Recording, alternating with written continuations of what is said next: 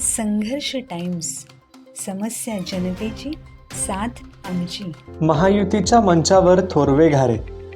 तटकरेंच्या उमेदवारीसाठी आमदार थोरवेंचा पाठिंबा. कोकण स्थानिक स्वराज्य संस्था मतदारसंघाच्या विधान परिषद निवडणुकीसाठी महायुतीकडून राष्ट्रवादी काँग्रेसचे उमेदवार अनिकेत तटकरे यांची उमेदवारी निश्चित झाली असून सोमवार दिनांक 1 जून त्यांनी उमेदवारी अर्ज दाखल केलेला आहे. यावेळी भाजपा, राष्ट्रवादी काँग्रेस आणि शिवसेना शिंदे गट या महायुतीतील प्रमुख नेत्यांची उपस्थिती विशेष चर्चेचा विषय ठरली. या कार्यक्रमात कर्जत खालापूर मतदारसंघाचे आमदार महेंद्र थोरवे यांची उपस्थिती राजकीय वर्तुळात सर्वाधिक चर्चेत राहिली.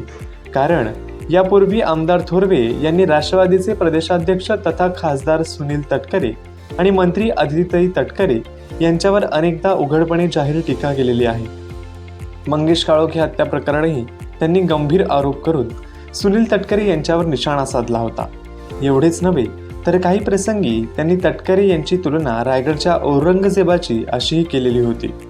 अशा पार्श्वभूमीवर सुनील तटकरे यांचे पुत्र अनिकेत तटकरे यांच्या उमेदवारी अर्ज दाखल कार्यक्रमाला आमदार महेंद्र थोरवे उपस्थित राहिल्याने रायगडच्या राजकारणात नव्या समीकरणांची चर्चा सुरू झाली आहे. दरम्यान कोकण स्थानिक स्वराज्य संस्था मतदारसंघात महायुतीकडून अनिकेत तटकरे तर महाविकास आघाडीकडून शिवसेना उद्धव बाळासाहेब ठाकरे पक्षाचे माजी आमदार बाळ माने यांनी उमेदवारी अर्ज दाखल केलेला आहे. या मतदारसंघात एकूण 1005 मतदार असून त्यापैकी 518 मतदार एकट्या रायगड जिल्ह्यातील आहेत. त्यामुळे या निवडणुकीच्या निकालात रायगड जिल्ह्याची भूमिका निर्णायक मानली जात आहे. दरम्यान सुनील तटकरे यांनी पक्षाची उमेदवारी आपल्या सुपुत्र यांना दिली असली तरी रायगडमध्ये जिल्हाध्यक्ष सुधाकर घारे, स्नेहल जगताप, महमद मेमन किंवा राजीव साबळे यांसारख्या पक्षातील बड्या चेहऱ्यांना संधी देणे राष्ट्रवादी संघटनेच्या दृष्टीने अधिक योग्य निर्णय ठरला असता.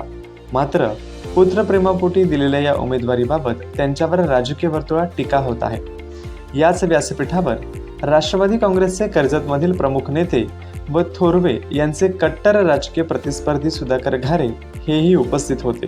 त्यामुळे भविष्यात कर्जत खालापूरमध्ये राजकीय संघर्षाऐवजी समन्वयाचे नवे पर्व सुरू होणार का, असा प्रश्न उपस्थित केला जात आहे. राजकीय निरीक्षकांच्या मते महेंद्र थोरवे आणि सुधाकर घारे यांच्यात भविष्यातील संभाव्य जवळीक कर्जत खालापूरच्या स्थानिक राजकारणावर मोठा परिणाम करू शकते. आतापर्यंत थोरवे विरोधी भूमिका हीच घारे यांच्या राजकीय बळाची प्रमुख आधारशिला राहिली आहे. मात्र महायुतीतील बदलत्या समीकरणांमुळे स्थानिक राजकारणाची दिशा बदलण्याची शक्यता नाकारता येत नाही. आगामी काळात महायुतीतील एकजूट अधिक दृढ होणार की स्थानिक स्तरावरील मतभेद कायम राहणार याकडे रायगड जिल्ह्यासह संपूर्ण कोकणाचे लक्ष लागले आहे. दरम्यान सुधाकर घारे यांनी 2029ची विधानसभा निवडणूक लढणारच असे जाहीर केलेले असताना ही समन्वयाची नांदी सुधाकर घारेंसाठी वेगळा निर्णय घेणे भाग पडू शकते. त्यामुळे सुधाकर घारे आगामी काळात मशाल हातात घेणार की अशी चर्चा आता राजकीय वर्तुळात रंगत आहे.